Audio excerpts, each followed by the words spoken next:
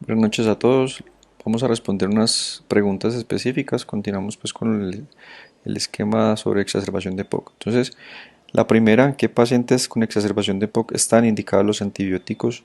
¿Cómo elijo el antibiótico? Y si sirven o no los marcadores paraclínicos como la procalcitonina y la PCR. Entonces, ¿en qué pacientes realmente está indicado iniciar manejo antibiótico en exacerbación de POC? Básicamente van a haber tres grupos. Primero, las guías nos mencionan sobre todo paciente que tenga una exacerbación con los tres síntomas cardinales que ya se han mencionado en los videos previos, que tenga un aumento de la disnea, un aumento de la tos o el volumen y la purulencia pues, de su esputo. Hay un segundo que ellos mencionan es que también esos pacientes que tengan la exacerbación y que por lo menos tengan dos de esos tres y que de estos dos, al menos uno, se trate de que se aumente la purulencia del esputo en uno de sus síntomas. Y tercero, que haya una exacerbación grave en la cual el paciente requiera la hospitalización y pues requiera la ventilación mecánica, ya sea no invasiva o invasiva. Este es un estudio donde se trata de identificar la importancia o el impacto en los desenlaces en cuanto a los pacientes que se les inicia pues antibiótico y fue un estudio doble ciego aleatorizado, incluyeron más de 80.000 pacientes con exacerbación de POC en más de 410 hospitales del Reino Unido entre el 2006 y el 2007 y se evidenció, como ustedes ven acá, que disminuye el riesgo de mortalidad hospitalaria, sobre todo en los pacientes que cumplen los criterios pues, para iniciar manejo antibiótico con un OR de 0.60, un intervalo entre 0.50 y 0.73 y una reducción sustancial en ese reingreso a 30 días en los pacientes que se les iniciaba pues, el manejo antibiótico específico. Y vemos como uno de los principales, digamos, ítems que ellos mencionan es acerca de la observación del color del esputo para considerar un inicio de la terapia antibiótica. Se ha visto que al hacer la observación de este esputo tiene más o menos una sensibilidad del 94.4, una especificidad no muy buena, por lo que se interroga si realmente este criterio funcionaría como único para poder iniciar manejo antibiótico. Se ha visto igual que el inicio del antibiótico en estos pacientes disminuye la mortalidad a corto plazo hasta en un 77% de los pacientes, la falla del tratamiento hasta en el 53% y disminuye esa purulencia hasta en el 44%. Y se ha visto es que esta aumento de la purulencia al parecer se correlaciona con la alta carga bacteriana. ¿Cómo elijo el antibiótico? Entonces, inicialmente, recordemos, pues en los videos previos, hay varios microorganismos que pueden exacerbar la enfermedad pulmonar obstructiva crónica. Los principales sabemos que son los virus que ustedes ven ahí. Sin embargo, hay unas infecciones bacterianas principales que vemos el Streptococcus pneumoniae, la Pseudomonas aeruginosa, el Haemophilus influenzae y la Moraxella catarrhalis, que todos van entre un 20 hasta un 10%. Y vemos como las bacterias atípicas como el Chlamydia pneumoniae, el Mycoplasma pneumoniae, hace parte de esos microorganismos, pero en menos porcentaje, incluso algunos hablan por debajo incluso del 1%. De ahí que partiendo de esto uno sabe que esos pacientes no va a ser como primera terapia pues los macrólidos. Entonces, cuando uno se mira los diferentes algoritmos, uno inicialmente en el paciente, cuando se trata del paciente con exacerbación ambulatoria, lo primero que tenemos que definir es si el paciente tiene algunos factores de riesgo específicos para unos microorganismos. En este caso, siempre en un paciente con exacerbación de POC, lo ideal es identificar si hay factores de mal pronóstico, como aquellos pacientes que tengan más de 2 exacerbaciones en el último año o que ya hayan tenido al menos una hospitalización por esa exacerbación también en los últimos 12 meses, que esté recibiendo oxígeno suplementario, que tenga otras comorbilidades que ya vimos en los videos anteriores que se relacionan con mayor mortalidad, como falla cardíaca, enfermedad isquémica coronaria. En caso de que este paciente tenga esos factores de riesgo para un desenlace peor, lo ideal es de preguntarme si este paciente tiene o no colonización por pseudomonas. Hay historia de esta colonización por lo menos en los últimos años. Y hay que definir entonces si en caso de que sea cierto, se iniciaría manejo con piperacilina tazobactam como primera línea.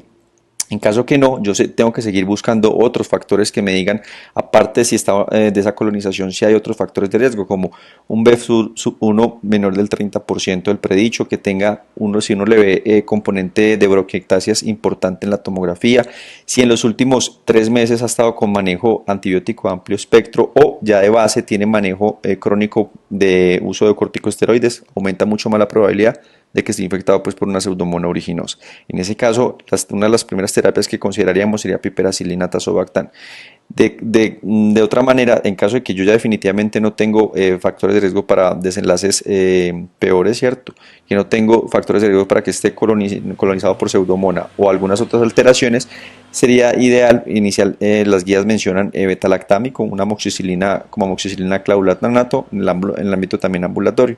Y reevaluar a ese paciente en 48 72 horas para mirar si hay mejorías o no del manejo antibiótico. Normalmente las guías mencionan que de 3 a 5 días de manejo antibiótico está realmente adecuado. Y hay que ver entonces en cuanto a la resistencia, si vemos localmente el Streptococcus pneumoniae en el grupo germen se identificó entre el 2016 y el 2018 la sensibilidad. Vemos como la sensibilidad al betalactámico, sobre todo a la penicilina en pacientes que tengan infecciones no relacionadas pues con meningitis, todavía tenemos una sensibilidad por lo menos del 94%. Entonces vemos que estos pacientes de entrada en exacerbación, si no tienen ninguno de esos factores de riesgo, se recomienda pues un betalactámico como muy buena elección. En el paciente en el ámbito hospitalizado, pues la idea es obviamente tratar de discernir si no tiene una neumonía asociada en esta parte de la exacerbación. En ese caso, lo que yo debo identificar es nuevamente si hay unos factores de riesgo para colonización por esa pseudomonas, que prácticamente serían los mismos que habíamos mencionado, broquiectasias, que haya tenido uso de antibióticos de amplio espectro, uso de glucocorticoides crónicos. En ese modo, en caso de que sí se presentase eso, hay varias maneras de manejarlo. Uno sería también piperacillina tazobactam, se podría utilizar ceftazidime y se podría utilizar cefepime. Cuando uno revisa la resistencia local acá en Medellín con el grupo germen, en cuanto a piperacillina tazobactam, vemos que es una buena opción todavía. Tenemos una sensibilidad al menos del 80%, pero hay que tener en cuenta que vemos un 20% por ahí que posiblemente pueda no responder. El cefepime con una mejor sensibilidad, 89.3 de sensibilidad para el manejo pues, en esos pacientes con factores de riesgo para pseudomonas, y la ceftazidima con un 87.4 de sensibilidad. En caso tal de que el paciente no tenga estos factores de riesgo, pues lo ideal sería iniciar algún tipo de betalactámico como ceftriaxona o cefotaxime y evaluar en 48 a 72 horas y definir si hay o no mejoría. En caso de que haya ausencia de mejoría, lo ideal es tomar un cultivo de esputo, que sería una de las pocas indicaciones para que estos pacientes con exacerbación se les solicite este examen. Sirven los marcadores paraclínicos como PCR. Hay varios estudios, este fue como uno de los más recientes que salió el año pasado, hace aproximadamente ya vamos para un año, en el New England, donde ellos trataron de mirar si la terapia, la PCR servía para guiar la terapia del manejo antibiótico y reducía o no el uso de los mismos y los desenlaces mejoraban o no. Eso fue un estudio multicéntrico, abierto, aleatorizado y controlado entre 2015 y 2017. Ellos recolectaron más de 650 pacientes mayores de 40 años que tuvieran pues, el diagnóstico de una exacerbación aguda, que por lo menos pues, al menos cumplieran con un criterio de Antonisen, y fue recolectado en 86 centros pues, del Reino Unido. ¿Qué se reportó o qué concluyeron ellos? Que la terapia guiada por PCR, la terapia antibiótica guiada por PCR, disminuyó el uso de antibióticos hasta por lo menos 57% versus el 77.4% en manejo de esos pacientes en la atención primaria sin guiarse uno por la PCR. Por lo tanto, estos pacientes, pues la conclusión es que serviría para el manejo guiado. Sin embargo, este estudio tuvo algunas limitaciones metodológicas.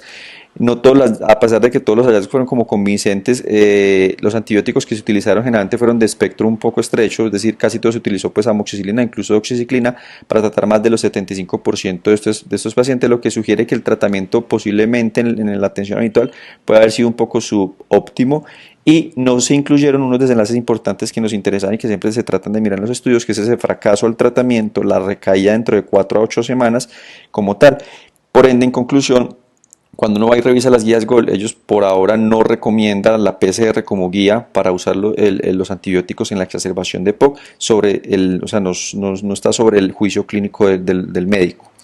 Y en cuanto a si sirve o no la procalcitonina, hay varios metaanálisis, este es uno de los que más citan. Realmente se ha visto que en esos metaanálisis que al parecer sí reduce la exposición a antibióticos hasta en un 30%, sin aumentar los eventos adversos, ni el uso posterior de necesidad pues, de antibiótico por los siguientes 6 meses. Sin embargo, vuelve y juega. Esos estudios tienen muchas limitaciones metodológicas, hay muchos factores de confusión que no se pudieron pues, ajustar con las variables, y se ha visto que realmente estos pacientes, dentro de esos factores de confusión, es que las infecciones en la exacerbación de POC son generalmente menos invasivas que los de la neumonía, y esto hace que difiera un poco realmente la interpretación de este examen.